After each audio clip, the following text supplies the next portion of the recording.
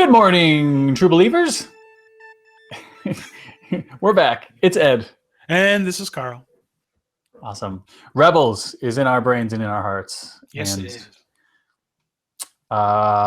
So Carl, you were mentioning two characters that made a jump from the Clone Wars into Rebels. Yeah, and I'm kind of excited because it seems like they're going to be at least semi-regular characters going into season 2.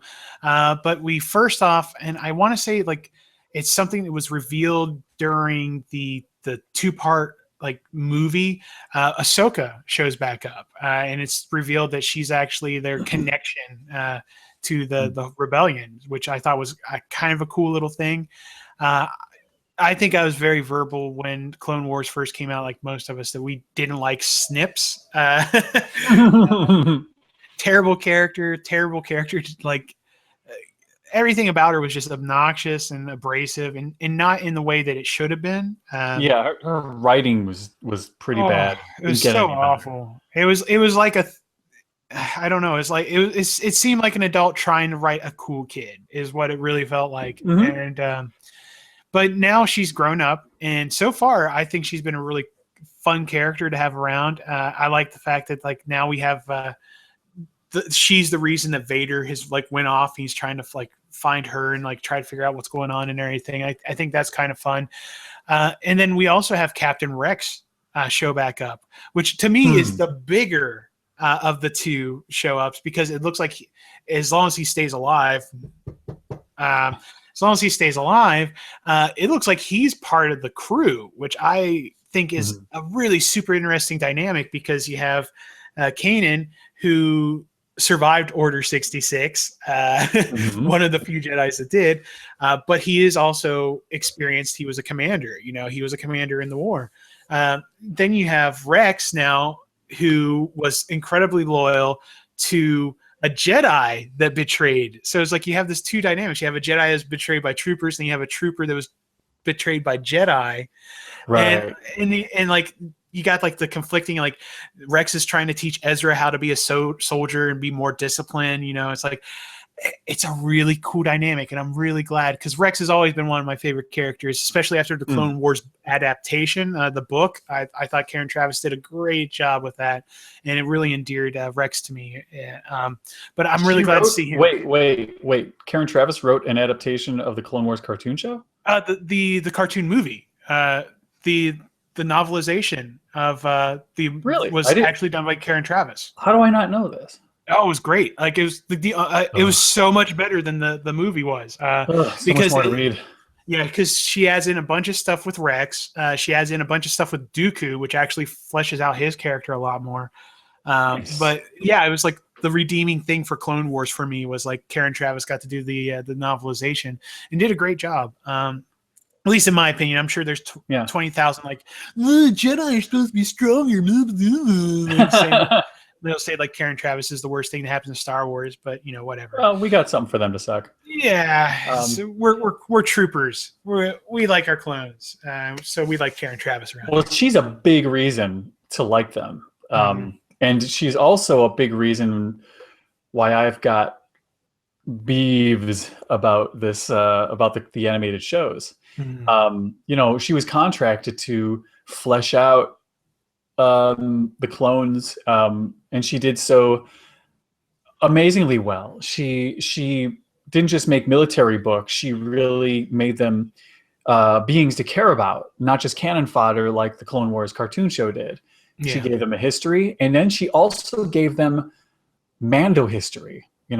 She really fleshed out the Mando nation and that culture, and that also helped endear you more to these characters. And then they didn't feel like they were just meat cans anymore. They felt like they were soldiers. They were programmed to be soldiers, and they were fine with that. But they also felt like like life mattered, and it actually made them fight better and harder once they felt like brothers. They weren't just being sent off to die as they were programmed to do. And one of my biggest complaints is like once she was fired from that series, all her ideas went with that. And Lucas is just it was always of the mind of, well, if it exists, it's canon. There's levels of canon, but Mhm. if it exists, it's canon. So she set up canon, and then they just kind of picked what they liked and threw the rest away. So now, when I say Nation of Mandos, it was a beautiful idea to create, like Islam, um, something that if you're on board with the culture and the belief system, they will take you into their family. And Yeah. even though most of them make their money as mercenaries, their culture is like warriors and hunters, so it makes sense to do so. But if you're cool with that and you learn their ways, you're in, Mhm. And when you're in, you're fucking family. It's not that you can't get out, but like you're family. You don't have to Yeah. be blood, but you're family. So now we get into the series, and we got some girls just running around in armor. Now, granted, I didn't finish watching the Clone Wars TV show because I was way too annoyed by it and the writing and the just especially taking a lot of these concepts, which endeared me to the clones, and throwing them out the window. Mhm. So now Mandalore's a planet, and And they're pacifists? Fuck that. fuck that bullshit. Thank you. All over your writers' faces, all over Dave Filoni's hat. 10-gallon hat full of VOR, grade A. You know what? I was hoping you'd spit that water out. I took a small yeah. sip because I was like, I feel spit coming. Yeah. But that, to me, that when we first see Rex on beautifully, him and his buddies are in their retirement home, which is a roving ATTE, which is just kind of tricked out and repurposed like a big RV. Oh, great job. I really approve. I think that's brilliant. I think it's weird that he's running around in armor. Like, it'd be better if he was like, well, if I'm going with you, I got to grab a couple things, and then he just brings on the parts that still fit. Yeah. Instead of just like, oh, we're just watching the tube, and I just happen to be wearing clone armor. But hey, I don't do that anymore. I'm like, you're wearing warrior clone armor. No, you do that. But when Sabine showed up, how much more impact would it be if she shows up and she's wearing her best Kargam, and he's like, oh, and who are you? Who are you? Who is this? Who's the Mando? Oh yeah. And then she just they just down start fucking dropping Mando. it. Yeah. Right. That would have been so clutch. It would have been so great. Fucking so much better. But instead he's like, hey, I'm just a happy old guy and I don't fight anymore, but And I'm kind of wondering if that's opportunity lost. Purposely backing away from that, because it's like they haven't pushed the point of what Sabine is. Like, they never really addressed, like, is she Mandalorian? Does she just find the armor? Does she just like it? It's like, I believe it came up about blah blah, like her time on Mandalore from Mandalore. I think they talk about it. But it's like, if they did, it's so small that I didn't register it. It's like, it's not an issue. It's like, I can tell you a lot about a lot of characters' backstories that's been revealed. It's like, but her, it's like, I'm honestly not even really like sure if she's a full-fledged Mandalorian. But again, I'm not familiar with a lot of the Clone Wars stuff, because by the time Mandalore started popping up, that was about when I was getting out of the series. Yeah. So I don't know what it's like that all entails anymore. But again, that might be something they're just like, you know what? Fuck it. Let's just keep Mandalorians on the back burner. Like, we won't address that. I mean, I'd rather them not address it at all than to like beat me over the head with some really shitty, like, revisionist canon. Right. And like, I don't know, like, I can't speak for the writers or the producers or anything, but like, that could be one reason. I don't know.